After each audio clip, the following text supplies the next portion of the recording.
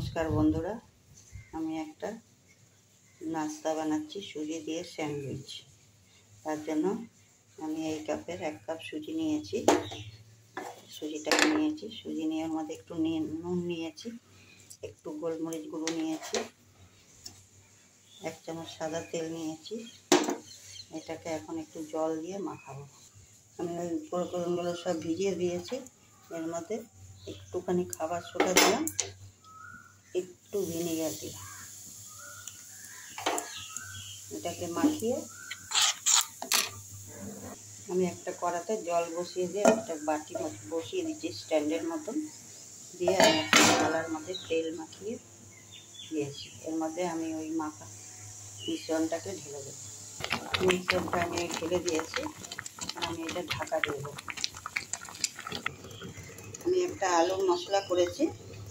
আলুর মধ্যে একটা টমেটো, 2টো শুকনো লঙ্কা ভেজে এর মধ্যে দিয়ে দিয়েছি, 4টে কাঁচা লঙ্কা কুচি আছে, একটু কারি পাতা আছে, একটু ধনে পাতা আছে, একটু নুন আছে, একটু মিষ্টি আছে, একটু বাদাম ভাজা দিয়েছি। দিয়ে এটাকে আলুটাকে মাখিয়েছি। আলুটাকে সিদ্ধ করে নিয়েছিলাম, এটাকে ছুলে এগুলোকে কড়াতে একটু নেড়ে নিয়েছি সব। আপনারা যা যা উপকরণ দিতে পারেন, পেঁয়াজ রসুন ছাড়া আমার নিরামিষ, আপনারা পেঁয়াজ রসুনও দিতে পারেন, কিন্তু আমি পেঁয়াজ রসুন দিইনি। আমার সুজির এটা দেখুন শক্ত হয়ে গেছে। এর মধ্যে আমি ওই আলুর মশলাটাকে আস্তে আস্তে বসিয়ে দেবো এমনি করে।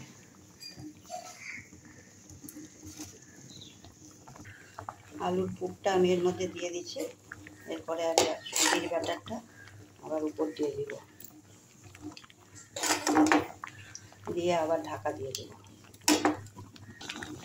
দেখুন এটা উপর দিয়ে দিয়েছি, আবার এটা এখন আমি ঢাকা দিয়ে দেবো। দেখুন আমার স্যান্ডউইচটা হয়ে গেছে। এখন আমি কাঁচা চামচ ঢুকিয়ে দিচ্ছি, এখান কিছু লাগবে না। আমি এখন গ্যাস বন্ধ করে দিচ্ছি।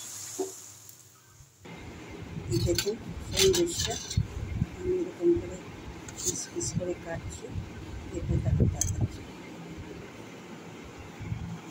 দেখুন সুজির স্যান্ডউইচ, ভিতরে আলুর পুরটা পুরো স্যান্ডউইচের মতন এরকম ব্রেড দিয়ে করে লোকে, সেরকম সুজি দিয়ে বানিয়েছি। দেখতে দেখুন কেমন হয়েছে।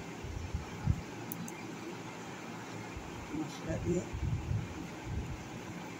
ভিতরে আলুর পুর ঠাসা, এমনি করে একবার বানিয়ে খেয়ে দেখবেন, খুবই টেস্টি লাগে।